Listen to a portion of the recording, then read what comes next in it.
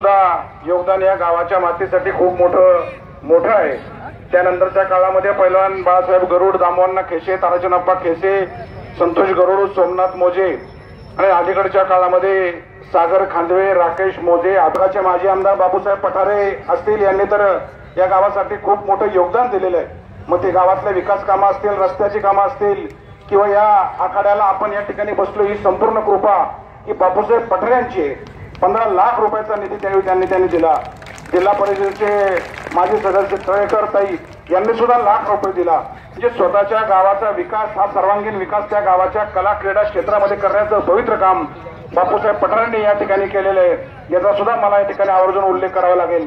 या परिस्थितीमध्ये सोमनाथ मोजे, संतोष गरुड, प्रताप खांदवे, शरद खांदवे, हेमंत खासवे, निलेश पवार, रामदास काळे, दशरथ निंबाळकर, गणेश खांदवे, आबा मास्तर खांदवे या सगळ्या मंडळींनी गेले 8-10 दिवस खूप मोठे कष्ट घेतले आणि म्हणून हा तालीम आखाडा आपण या ठिकाणी पाहायला गेला। खरं तर काही अडचणी आल्या, परंतु संत तुकाराम महाराजांच्या कृपेने त्या दूर झाल्या गेल्या। वास्तविक काही गोष्टी आपल्याला अपेक्षित नसताना सुद्धा या आखाड्याला अजून चांगल्या प्रकारचा प्रयत्न करण्याची इच्छा सोमनाथ मोजे, संतोष गरुडची होती।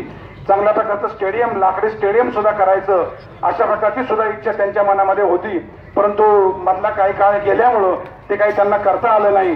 परंतु दिलेल्या वेळेमध्ये सुद्धा चांगल्या प्रकारचा आखाडा करण्याचं काम ह्या मंडळींनी केलं आणि याला साथ देण्याचं काम विमानतळ पोलीसचे आमचे मार्गदर्शक, वरिष्ठ पोलीस निरीक्षक आदरणीय कुरुंकर साहेब, आदरणीय दरेकर साहेब यांनी सुद्धा चांगल्या प्रकारचं सहकार्य केलं आणि त्यांच्यामुळे या लोहगाव परिसरातील पुणे जिल्ह्यातल्या लोकांना चांगल्या प्रकारचा आखाडा या ठिकाणी पाहायला मिळाला।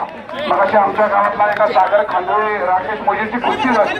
गावातल्या पैलवानांची सुद्धा कुस्ती ही निकाली व्हावी अशा प्रकारची अपेक्षा सगळ्या पैलवान मंडळींची होती म्हणून चांगल्या प्रकारचं योगदान त्यांचं आहे। मला आठवतंय मी लहान होतो, पैलवान कैलासवासी रंगनाथ पोलो मोजे आता नाहीये, परंतु ते ज्यावेळी आखाड्यामध्ये यायचे त्यावेळी त्या गावाचा जिल्ह्याचा आखाडा फुलून यायचा। बाळासाहेब गरुड आखाड्यात यायचे त्यावेळी तो आखाडा चांगल्या प्रकारचा व्हायचा।